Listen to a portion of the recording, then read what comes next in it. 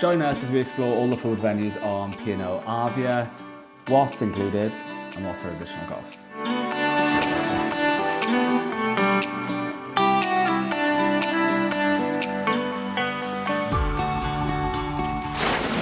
Hi everyone, welcome back to Cruise with Jordan and Andrew. So today we're going to be looking at, today we're going to be... You're going to leave that in? Yeah. No, don't. Do it again. It's going to be our thing. It can be our thing. That's not the thing we're going to have. Anyway, keep moving on. Well. Welcome back to Cruise with Jordan and Andrew. Today we are going to look at the dining options on P&O Arvia and tell you which ones are included in your cruise fare and which ones are an additional charge. And let's rate them, because that's the best bit. Ooh, rating. Okay. Should we start with the main dining rooms? MDRs. What have we got? Tablecloths or no tablecloths? Tablecloth or no tablecloth? That is the question that about 1 million people asked on the Facebook group. If you haven't been on the Arvia, then you need to understand there are two main dining rooms, really. Yeah. So you've got the Meridian and Zenith. Yeah. I can't remember which one's which. One's upstairs, one's downstairs. Meridian is deck 6, downstairs. No tablecloths. Okay. Nice tables. Zenith, deck 7, tablecloths. They're exactly the same. So I just don't pick know the tablecloths. how you would remember which one's which. So how'd you book in? On the app. So I'd recommend, well, we did, I did. I would recommend as well, actually. We booked, before you cruise, you can go onto your reservation and you can do your dining reservation. So from 5:30 till 6:30, the dining reservations are open like 21 days before you start your cruise. And when they opened, we went on and we booked the latest dining option that you could have, which was like 6:30, which did save us, didn't it? Because a lot of people were saying that they were struggling to get into the dining room. The ship was over capacity when One night we hadn't booked, did we? And we went down to get a table at around the same time, and they said you have to wait and give you one of those, like a pager, the pager things, and the wait was longer than an hour. So I would definitely recommend booking them in. Yeah. I really judged you when you booked them, if I'm honest. But then I was really grateful you did, because it would have been really annoying had you not. It was a little bit too early, really. 6:30. I don't think so. If you were going to a lot of the shows, yeah, some days I I thought it was a little bit too early. But it does end your day relaxing Yeah. sunbathing or whatever early. So you got the Meridian and the Horizon. No, we didn't do the Horizon. No, We'll come back to that. Meridian and Zenith. And Meridian and Two main Zenith. dining rooms. Yeah. Both exactly the same menu. Both connect to each other in the middle of the dining room as well. So if you want to walk down a pointless staircase, then that's your location, deck 6 to deck 7. So breakfast, lunch and dinner, they do it all. Not But also, both of them.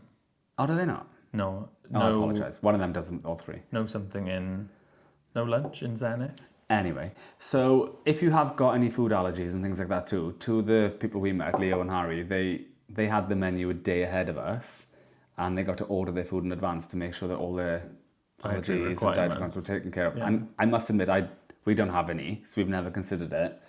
But they were pretty good at that, to be fair. It was really good, yeah. The service was really good, we thought. How would you rate the food / service in there? I thought the food was all right. It wasn't anything to write home about. Number? Like 6 maybe. That's harsh. It wasn't like wildly amazing, and neither was the service, I don't think. But You're giving a 6 there as well. The service was lackluster, wasn't it? It was busy though, to be fair. it was busy. And Every night was really busy. we but always cruise in the school holidays as well, so I guess that might have like a factor to play with it. But I do think the service and the food is probably better on Norwegian than the food's in definitely P&O. better Yeah. on Norwegian. So I'd probably say a 6 as well. Who did we watch in yesterday? It was the Little Greens, wasn't it? And they were talking about liking their food hot. Yeah. And I felt seen. Yeah. I felt understood, because I can't cope having like a lukewarm meal. And if I had to describe both restaurants, it would be Luke Yeah, definitely. at best. But it was nice enough in there. The breakfast was better than the meals, I thought, for heat. Don't even get started on the toast. If you've had the toast... Order the gluten-free toast. You get it really fresh. It's great. If you've had the toast in P&O Arvia in any of the main dining rooms, please comment below your experience, because I've had what do you call them? What are the things? Melbas. Melba toasts. At 6 days old, warmer toast. And less dry than one of the toasts that they serve on Arvia. But moving on, yeah. And then you've got the Horizon buffet, so right upstairs, deck 16. Yeah, so deck 16, buffet, La Ferme. Ferm Fawr. Ferm Fawr, as we say in Wales. Granja Grande. Yeah. Well, it's just an experience. We had breakfast in the buffet quite... Have you heard of the phrase, vol-au-vent's quiche vol-au-vent? It's kind of like that every day. So there's always a curry, there's always a rice of some sort, there's always lamb. I don't know why there's always lamb. No vol-au-vents. No vol-au-vents. Oh, well, there was a quiche there the one day. I thought the choice was limited, and I just felt like they had mirrors just showing the repeat of the same food. The breakfast, I would say, is better in the buffet than it is in the restaurants downstairs, because the food's hotter and you can just pick what you want and it's quicker. And I would normally say that, but I thought the breakfast was better in the buffet, and then that's full stop really. I think I'd rate the buffet a 4. You've still got the same options as like for allergies, so if you've got gluten-free, if you're vegan, Yeah, or but I'll celiac. wait. Yeah, but it was still hot, wasn't it? And there's like still options up there for you to be able to have those things, which I thought was quite good. I think if you really want like just quick, easy food, because you're all sunbathing, you're relaxing, reading your book, or you by the pool, and you just want to grab some food, some good food, quickly and go, then I'd recommend the Taste 360. They've got pizzas on tap. That is the right one. Yeah. Pizzas, burgers, hot dogs. They had paellas one day. Sorry, paella, whatever. They're different big dishes every day, which I thought was really good.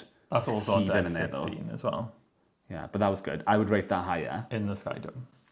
In the Sky Dome. So they were rated in the buffet? Oh, God. 4. Yeah, I think 4 is fair. I think, like, if you're there, a couple of days, I got up at, like, sort of, like, 6 o'clock when the buffet first opened, and it was really nice in there. It was, like, really calm. It goes all the way through from the Sky Dome out to the, like, infinity pool at the back. I'm not bothered with it being busy. Like, there's how many thousands of people on the ship, that's fine. Busy's fine, people up and down's fine. Eating the food on the go, questionable. But it was just the variety of food. Like, we went on the Royal Caribbean.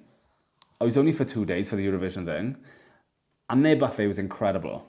The Windjammer on the Anthem of the Seas is really good. It's a lot more options. That buffet was insane. A lot more spread out. I think that's the problem with the buffet on Arvia and Iona. It's like too compact, and there's like 2 runways. It's just kind of like everyone's just trying to get the same path place. all the way through, isn't it? Yeah, and it's so 4, fine. Taste 360 grading. Well, I think I only had something from there once, but it was really good. It was pizza. You had pizza more than once. I know you did. I'm sure I only had the one pizza. No, that's not true. Maybe. Anyway, it's good 6, pizza. 7.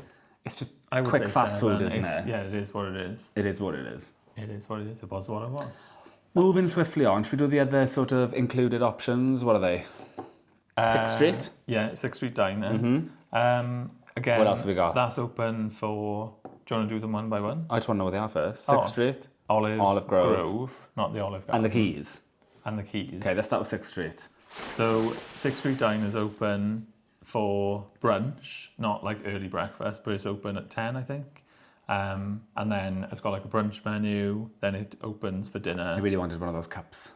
Oh, I know the cups in the 6th Street Diner. Don't know, I got to think about cups. We never really had like early brunch there, did we? We had like lunch, which was, I thought it was all right. When did I have the rice and chicken thing? That Chicken was and really rye. good. That one was, I'm sure that was lunch. I thought the lunch brunch, late lunch brunch thing was way better than dinner. What did I have in there? Cowboy caviar. That was hilarious. Was that an actual thing? I don't know what you're on about. Sure it was. It was just beans, wasn't it?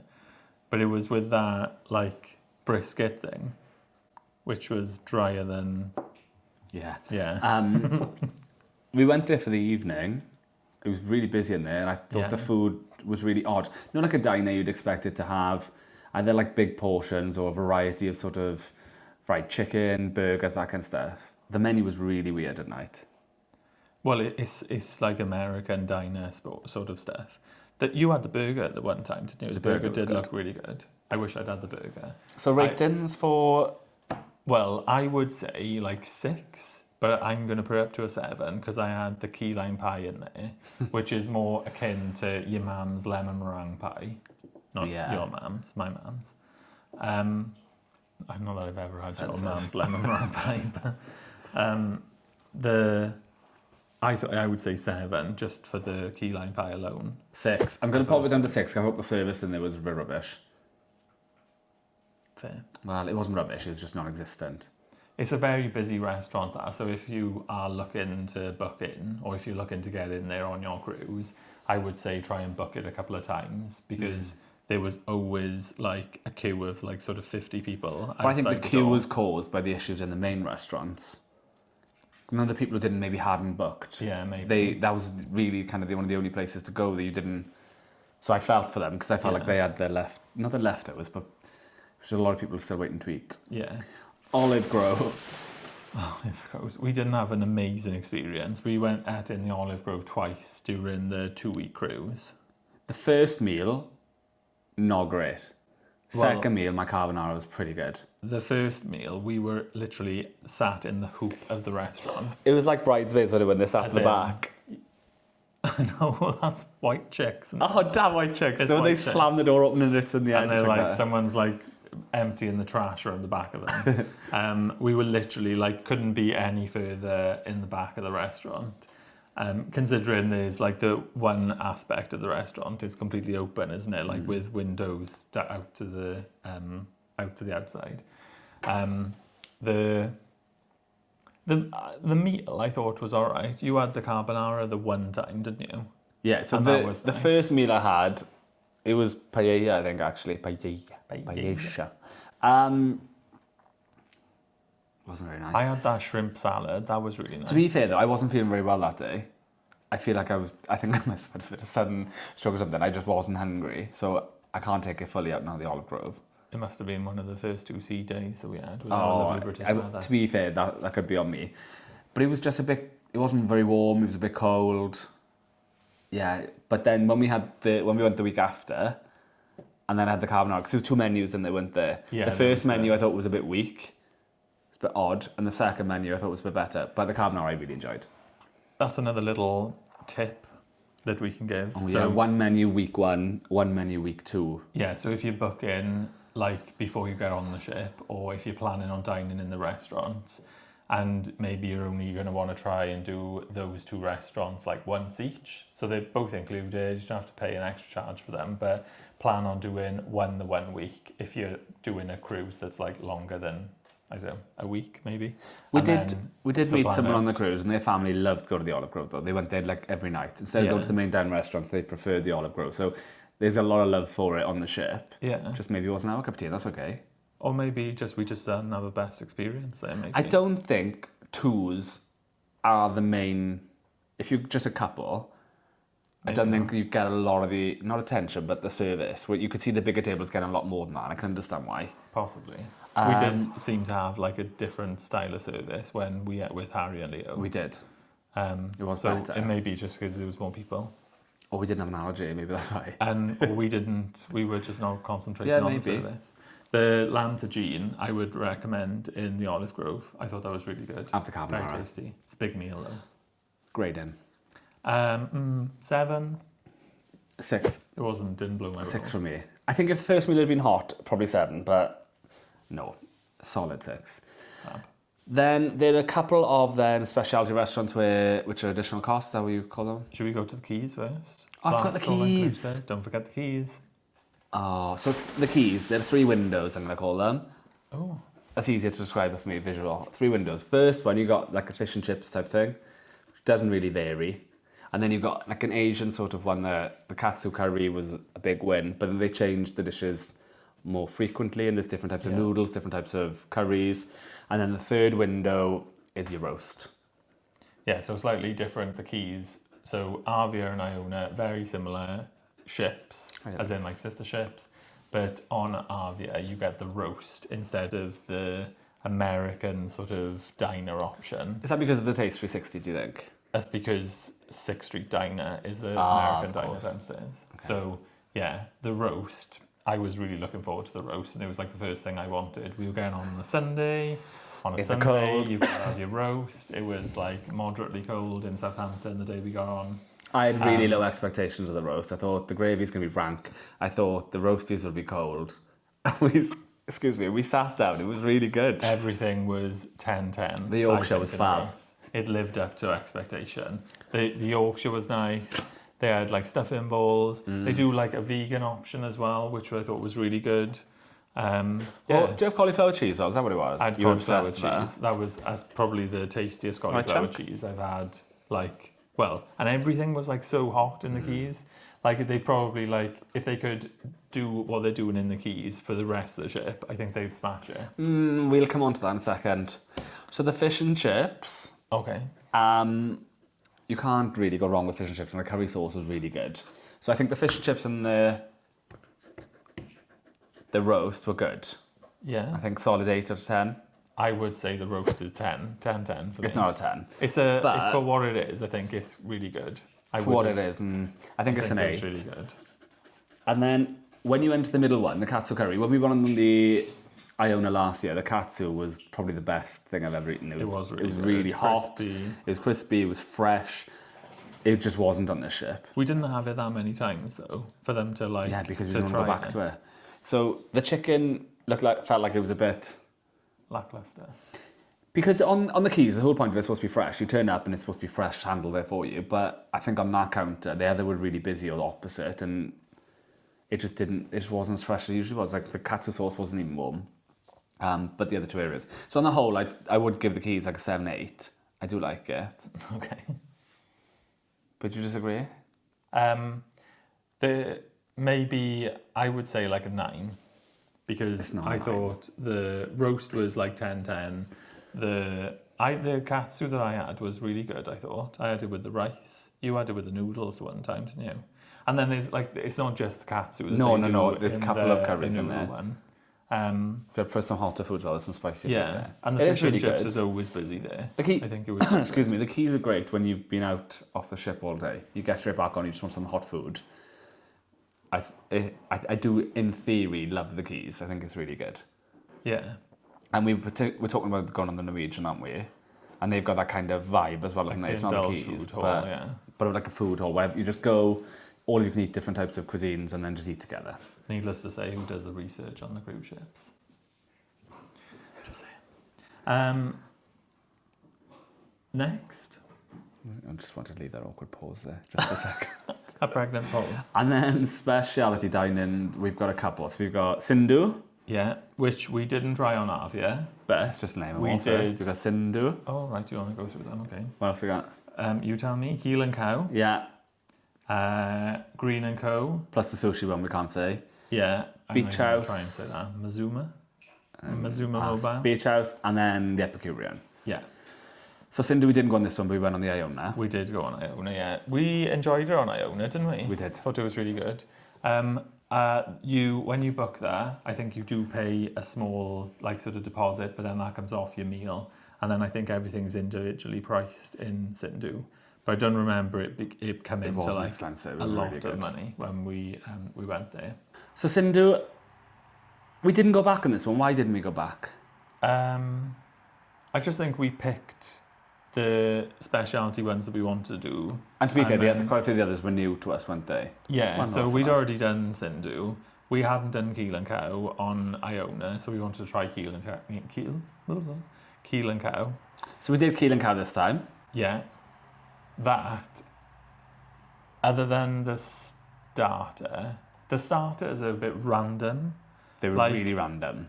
The Keel and Cow is very much like a Miller and Carter, I suppose, is the best way to describe a land-based restaurant. It's like a steakhouse, isn't it? Like a posh steakhouse. Yeah. I don't think it's anywhere near, if anyone has been on Norwegian and they've been to Cagney Steakhouse, they're in different realms. So Cagney Steakhouse is 10 out of 10. yeah, 10-10. Keel and Cow, I would say, is like 8, 9 out of 10, maybe. It was very good. The starters are a bit random. The placement of the restaurant's random. If anything, the Olive Garden needs to be up there. A bit more free reign, and that needs to be a specialty down there. That's what I would say. So Keel and Cow is like on 8 or 9, is it? No, 8, The one above 7, the 8. atrium. Yeah, so it's in the atrium.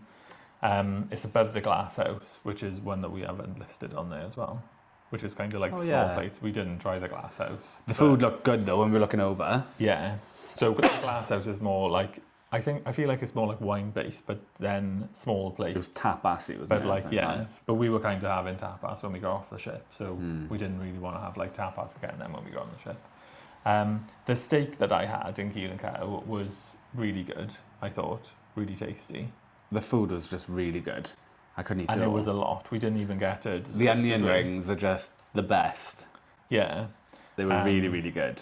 Someone did suggest on one of the shorts on YouTube that like we should have played like hoopla on the with the onion rings onto the thing, but I think they would have been like over the side and into the glass house.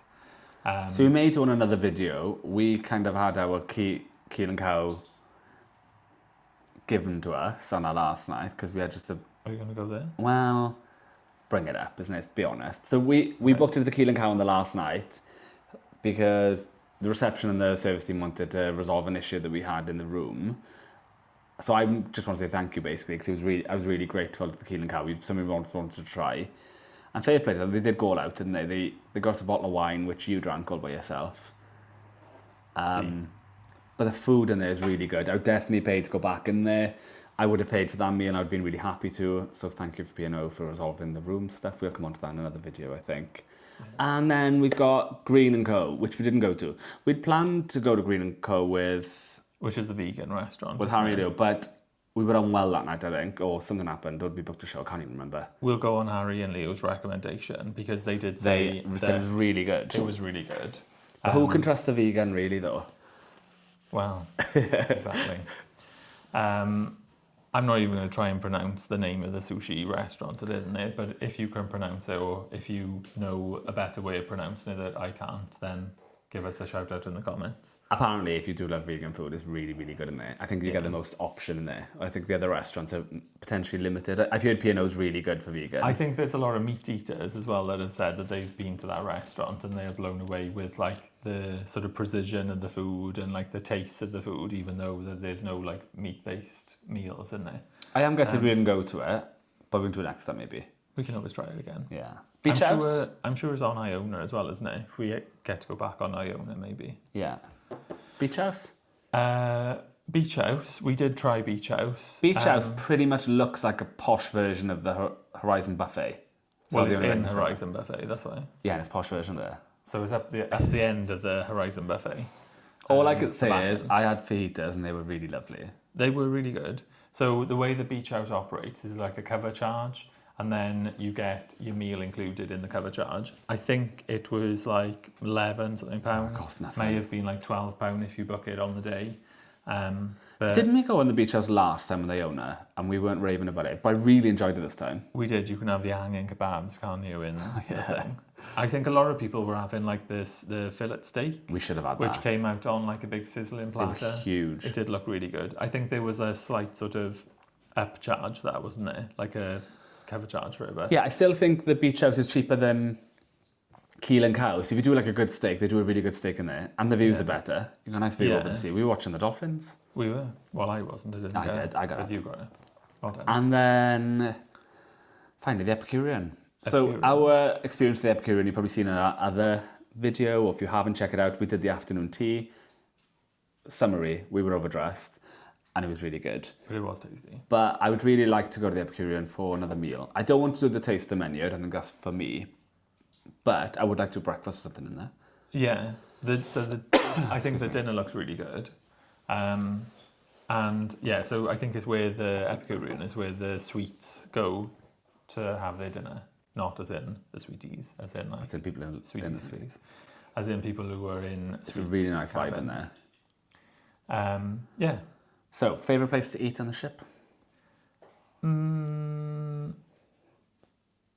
I think I want to say like the roast. It's the keys. The keys, yeah. I think it's like, it is what it is. It's like, it's quick, it's easy. I don't think I personally had a bad meal there. And for like the speed of service, and it's just like really easy to get to, I would say the keys. But like from a main dining room perspective, you couldn't really go wrong with the food that was in the main dining room. Like I'd happily have it again. It wasn't like out of this world, like I said, but...